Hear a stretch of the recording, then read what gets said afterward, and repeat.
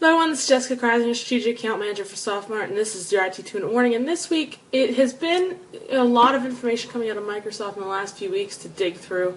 But one of the things that I talked about a couple weeks ago was an Office 365 promo that I told you was super compelling if you had ever thought about moving to the cloud. So I wanted to lay out the details for you in this segment so that you can get a better understanding of what the program is. So this is a promotion for Office 365 customers that have an EA agreement. So basically, if you have the Core CAL or the Enterprise CAL on an EA agreement, this is a promotion that you're going to be able to take advantage of. Okay, so Enterprise subscription and your Classic Enterprise agreement are available for this promotion.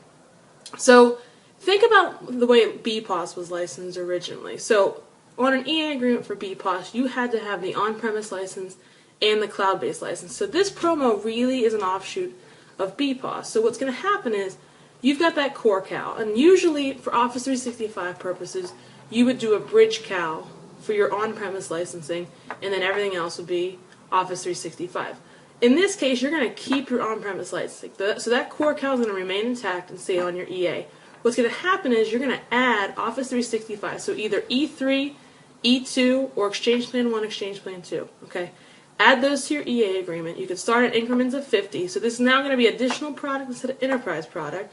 So you add those. You can start with 50 if you want to. Now, the pricing is insanely lower than it ever has been before. Okay, so it makes the compelling argument now that instead of it being infrastructure costs that are going down because of Office 365, this is now a conversation around licensing costs going down. Plus, it still maintains your on-premise license, so you've got a little bit of a backup plan there.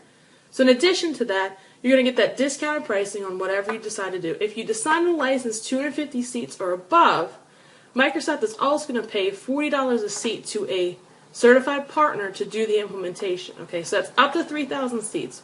Once you go over 3,000 seats, you're going to pay $5 an end user. Okay, so in addition to the lower cost, you're also going to get implementation fees in conjunction with that. Okay, so even if you don't have an EA agreement at the current moment, but you've been considering the Office 365 platform, this is a fairly compelling argument even for brand new customers, because remember, with E3, you're now getting the Core CAL, you get Office, plus the cloud functionality behind E3.